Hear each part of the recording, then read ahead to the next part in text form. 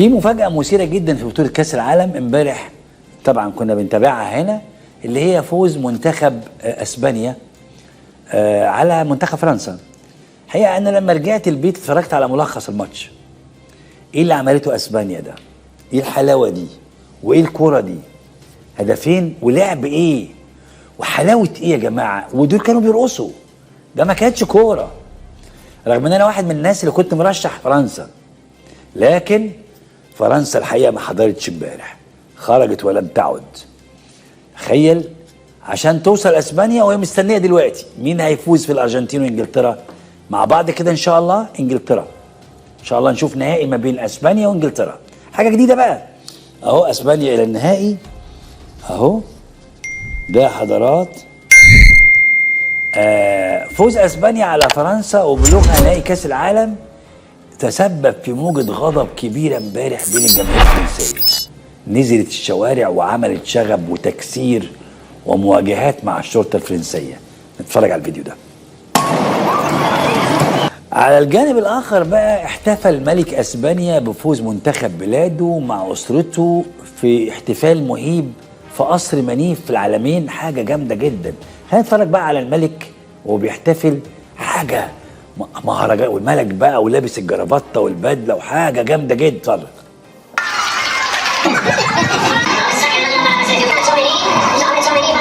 هو بقول لك يا بيكو، هو الملك كان محبوس محتجز قسريا في حته يعني؟ تقريبا الملك كان محجوز في النيابه الاسبانيه، لان ده مش معقول، ده قصر الملك ومش معقول. ايه يا ملك؟ يعني ايه يا ملك؟ في ايه؟ ايه الجو اللي انت قاعد فيه ده؟ تعال اتفرج على السيس في العالمين، في بلد فقيره قوي وجعانه قوي. تعال اتفرج، وبعدين تعال اتفرج على اسرته، حاجه جامده جدا. وذهب والمظ، ايه اللي انتوا لابسينه ده؟ ايه النيله دي؟ المسخره دي. بصوا على رايك، حتى التلفزيون مش مكتبه، والله المسخره دي، المسخره دي يا ناصر.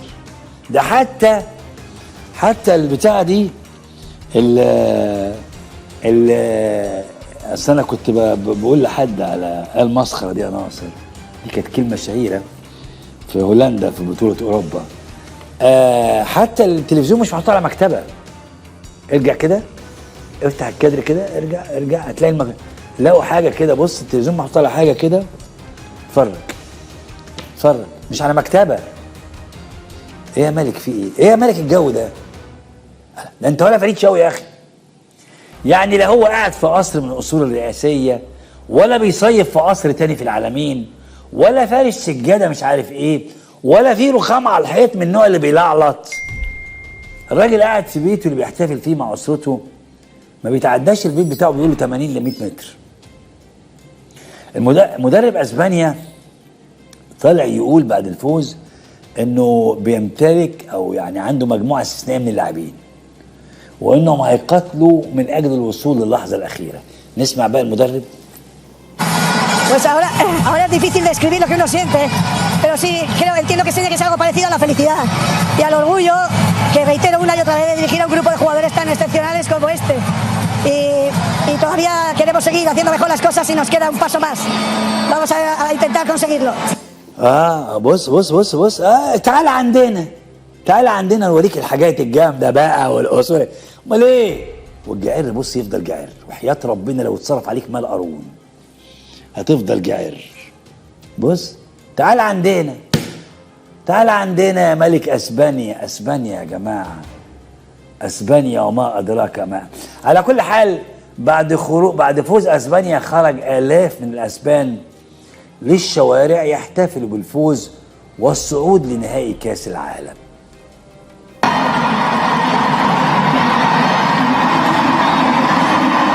جماهير اسبانيا وهي بتحتفل بفوز منتخبها ما نسيتش تخيل حاجه مهمه جدا، القضيه الفلسطينيه.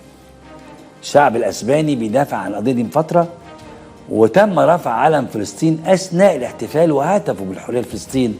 خلينا نشوف كده.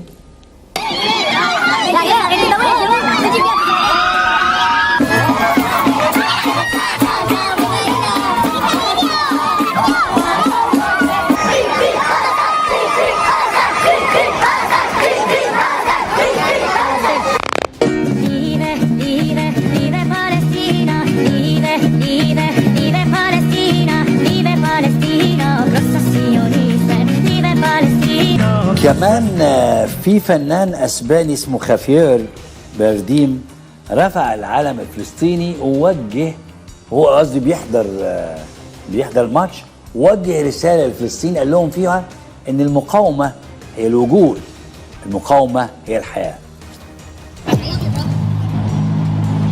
Free Palestine, bro. Free Palestine.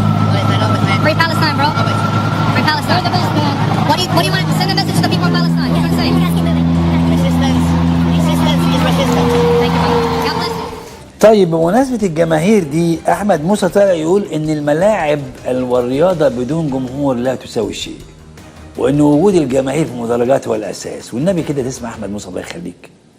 محمد يا شاذلي اقول لحضرتك على حاجه، الرياضه والكوره من غير جمهور مفيش كوره. مظبوط. النهارده لازم تستعد، تبدا الدوري اللي جاي والماتشات اللي جايه جماهير، حضور جماهيري، حضور جماهيري، عندك تذكرتك وعندك اجراءاتك، اعمل حضرتك اللي عايزه، ولكن لابد من عوده الجماهير الى الملاعب والى الماتشات مره ثانيه. طب انا هبشرك بشرى بقى للساده المشاهدين، الجرز ده، الجدي ده نتاج زواج العنكبوت من الخنفسه، ما بيقولش حاجه من عنده، لو قال من عنده حاجه بتطلع بيتألم تاني يوم يعتذر عنها. يعني ساعات على رأي صباح بيقول حاجه من دماغه بس بتطلع اوت. بس هو طالما بيقول بثقه كده، يبقى الجماهير هتتفتح لها المدرجات في الفتره القريبه في الدوري اللي جاي. طالما هو متاكد قوي كده، والجمهور والحاجات دي، يبقى اتقال له قول ان الجمهور هيتفتح. لان هو مين اللي مانع الجمهور يا احمد؟ مين اللي خايف من علم فلسطين يترفع في المدرجات؟ مين اللي منع الحضور الجماهيري في المدرجات بشكل واسع؟ واصبحت المباريات عامله زي افلام السينما الصامته كده. مين اللي لسه حابس الشباب اللي رفعوا علم فلسطين لغايه النهارده؟ مش الكلب اللي مشغلك. طب بتستقبلوا علينا احنا؟ يا عم احنا ناس عيانين والله العظيم. ولسه الاحداث اللي حصلت في مصر والارجنتين عامله جدل كبير جدا حوالين العالم. بعد ما طلعت رئيسه الدوره ال80 في الجمعيه العامه للامم المتحده تضرب مثال، بتقول لازم نستفيد من الدقائق الاخيره في ماتشات الكوره. نسمع كده. If you are looking towards tomorrow and the day after, as we are still in the football season, this crazy World Cup has not only shown us that if everybody plays by the rules and if the rules are followed, we are always better together, but that this crazy World Cup has also told us very clearly one thing: to never give up at minute 80. How many games that looked lost were actually turned in the 90th minute or even just a minute after for their success? It's always the same. One goal at the right moment can change everything. And 17 goals at the same moment can change the world. It is up to us to play the last minute. President of the General Assembly mentioned, lessons from the World Cup tells every minute counts. Let's keep the momentum till the 79th minute and beyond. These lessons are indeed telling us it has to be while sticking to the rules of the game and by fair play. Together, let's ensure it's fair opportunity for all and that none and no one is left behind and that we're all partnering for a better future. Thank you so much. بقينا دارس في العالم. ما انت كنت فايز لحد دقيقة 80. النبي حد يقول لي العقليات دي، انت فايز لحد دقيقة 80 2-0 2-0 على الارجنتين، وعندك فريق تعبان ومهكع وما يعرفش يكمل. انت مش فاهم؟ ما انت كنت فايز لحد دقيقة 80. بس ربك عظيم عظيم. تخيل لو حسام حسن كان عدى ودخل الدور قبل النهائي، كان زماننا اتشلوحنا. قبل اللقاء المرتقب لمباريات اللي دلوقتي شغاله الارجنتين وانجلترا، الناس النشطاء على مواقع التواصل تداولوا فيديو المارادونا وبيحكي ذكريات هدف في انجلترا. طبعا انتم ما حضرتوش ده، احنا كنا في كاس العالم في المكسيك والماتش كان يجي الساعه 3 بالليل واحنا بنستعد له من 1 الظهر، 12 ساعه استعداد يعني، عيال صغيره بقى. وفي الماتش ده مارادونا جاب جون لحد دلوقتي بيتم تدريسه، لما رقص نص الملعب بالجماهير. مين؟ احنا اللي قاعدين بره رقصنا كلنا وحط جون حلو جدا. وفي جون تاني بايده، كان رافعه فدخل بايده، عملها بايده كده واتكشفت فقال دي يد الله. طبعا اي هكس. الحكم بتاع الماتش ده كان تونسي، كان اسمه علي بن ناصر. خلينا نشوف الهدف كده، هو بيحكي اهو. Entonces sigo la carrera. Cuando sigo la carrera, me encuentro con un globo inalcanzable en Teruel. Shilton debe tener 1,90. Con los brazos, 2,10, 2,20, no sé cuánto puede llegar. Pero yo salto y cuando salto, Shilton ya la tenía en las manos. Y le dije, no, esta es mía, papá. Le hice así. ¡Ec! Pero fue tan rápida, ¡tac! Y le metí la cabeza. Le meto la cabeza atrás. Claro, Shilton entra a buscar la pelota. Shilton entra a buscar la pelota y dice... Y Fenwick, que estaba atrás nuestro, le dice, Hans. ¿Qué pasa? Yo miro la historia cómo viene y veo que en línea empieza a correr para la mitad de la cancha. Entonces, al primero que veo es al Checho que me viene a saludar y le digo, abrazame, hacemos un teatro, por favor, para que lo cobre el referí, y se convence al referí porque ya lo tenían acorralado los ingleses. Pobre juez. Bueno, pobre juez. Si no, éramos pobres nosotros. طبعا سيظل الجون ده جون تاريخي. الحكم زي ما قلت لك كان التونسي علي بن ناصر اللي كان بيحكم المباراه في الوقت ده. قال ان حامل الرايه هو اللي ورطه، لانه زي ما قال مارادونا كده حامل الرايه جري على نص الملعب ما رفعش الرايه. وحكى ازاي النجم الارجنتيني مارادونا زاره في بيته وباس ايده واهداه التيشيرت بتاعه. نسمع علي بن ناصر. انا كحكم بالتجربه المتواضعه اللي عندي سميت ان في شيء اليد، لكن اللي غلط اكثر ليا المساعد انه يجوز ايادي يد الحارس ويد مارادونا، يقول ان ممكن يد الحارس هي اللي رمت الكره، فدخل هدف كنت راجع نص الميدان وانا نزل للخلف خسرت له حتى نص الميدان وبقي ماشي معي حتى وصلنا للوسط، يعني اكد لي ان الهدف 100% صحيح، فاجبرته على قبول هذا الهدف.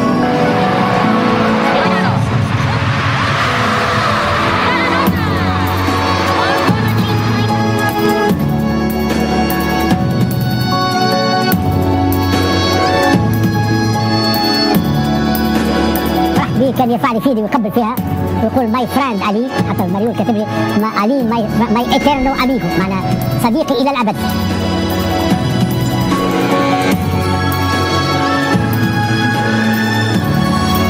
حقيقة تأثرت لأنه ما زال صغير في السن، واعطى الكثير وفرح الكثير. يعني أنا طبعا زيك صعبان عليا علي بن ناصر، لكن قد كده كان مارادونا بني آدم والله العظيم. أنا يا جماعة بقول لك إيه، خش كده هات مارادونا وهو بيتدرب، الله يخليك يا بيبو.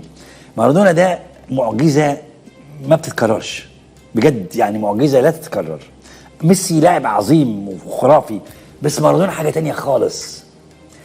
لكن مش ده بس اللي عاجبني في مارادونا، عاجبني فيه انه بني ادم. يعني بص راح لعلي بن ناصر لان الجون ده كان، وعلى فكره الجون دخل علينا احنا، يعني احنا كمشاهدين وقتها ما كناش عارفين هو مين فعلا ولا لا، لان هو عملها بسرعه، فما كناش يعني فاي حكم، والحكم القرار بتاعه في ثانيه. وبعدين هو اسمه ايه ده، هو حامل الرايه ورطه يعني حسب الجون، فانت بتتكلم على حاجه غصب عن البشر يعني.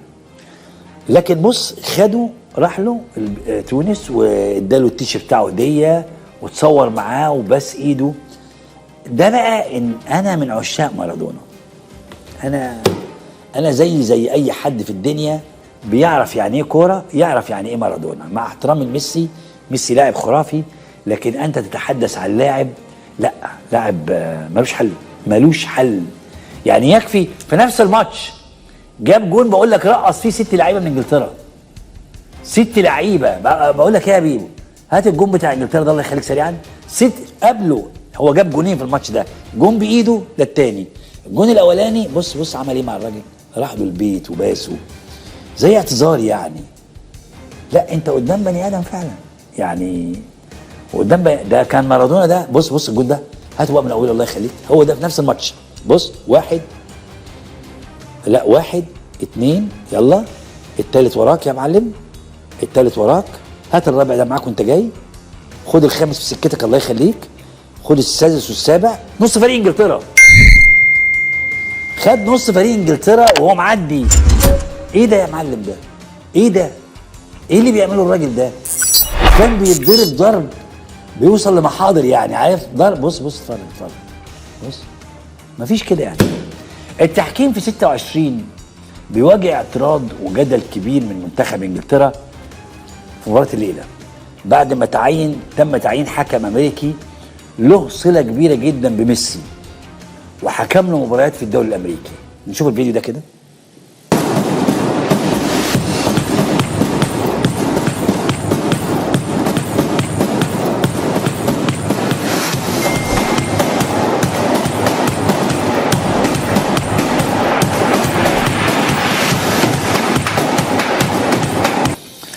على اي حال مع اقتراب البطوله من نهايتها، النهارده ماتش وبعد كده في ماتشين كمان بس وتخلص البطوله.